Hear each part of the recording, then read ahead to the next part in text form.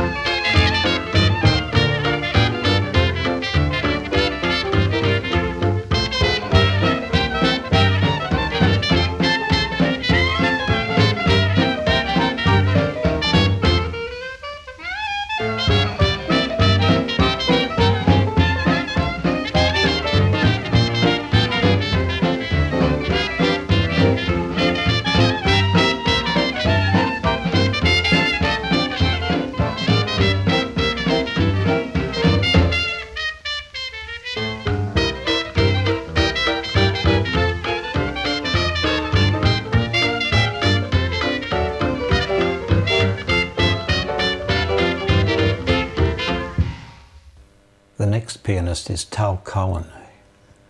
He's a Grammy Award-winning jazz pianist. He's received much acclaim, including winning the Barry Harris National Piano Competition, and was the recipient of the prestigious Friedman Fellowship held at the Sydney Opera House to a sold-out crowd. The performance we'll hear today was recorded in 2010 in Western Australia with his quartet, Jamie Ohlers on tenor sax, Carl Florison on string bass, and Sean Phillips on drums, and it's an original composition by Tal. And the track's called Rose Sleigh.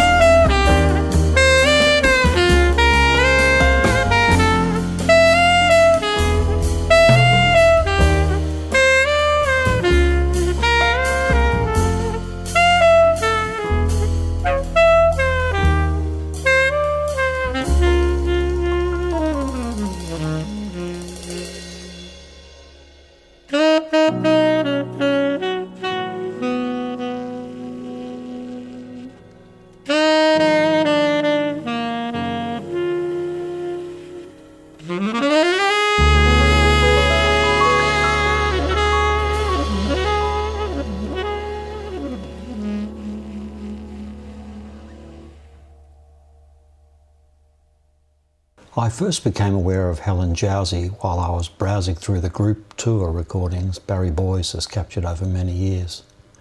Helen was part of daughter Dana's band, and I enjoyed her playing. Pippa Wilson also mentions the importance of Helen in the development of her career in her interview with collections manager Mel Blashford. In this episode we have a favourite Rodgers and Hart composition of mine, My Romance. Helen performs with the Alex Hutchinson Quartet, with Alex on clarinet, Helen on piano, Jeff Kluke on string bass, Bruce Clark guitar and Dean Cooper on drums.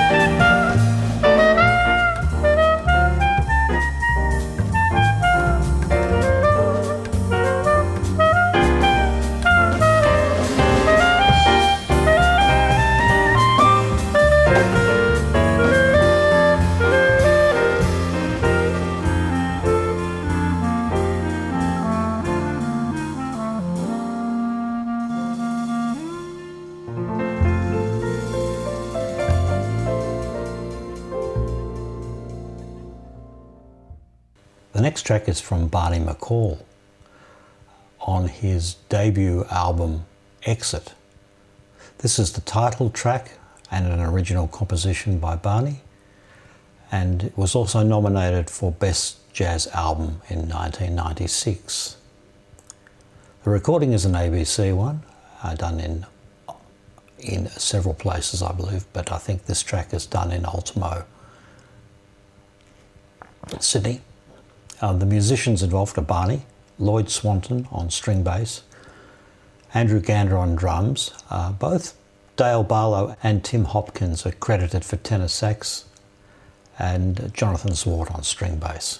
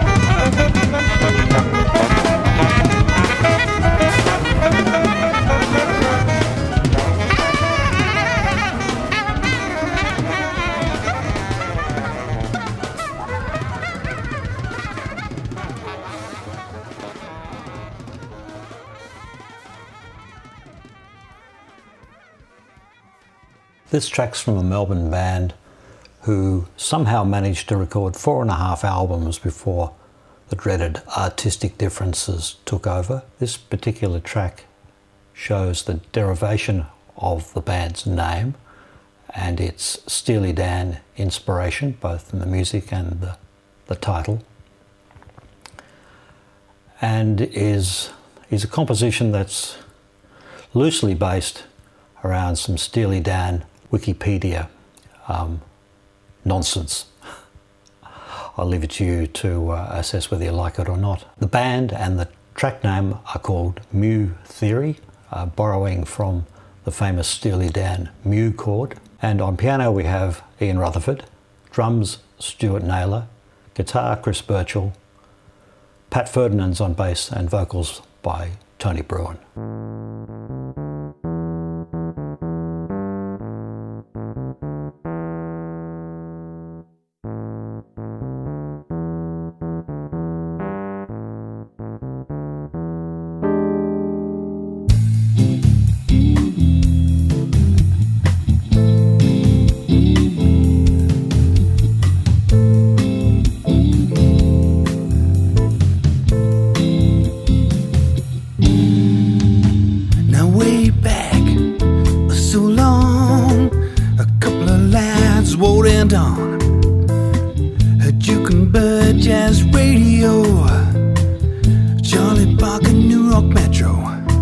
Beatnik boys, turtlenecks, smoking dope and Lucky Strikes.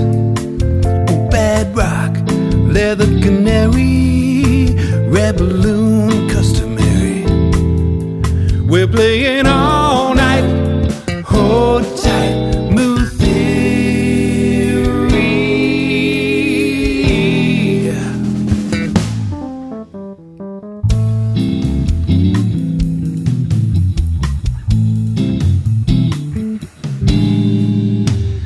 Black cow, drink it down, quiver gold, world renowned.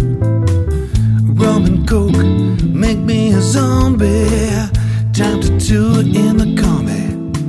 Count 4 and 2. Slash chord sounds like a moo. Sharp 9 in time. A flat 5, we're alive, yeah.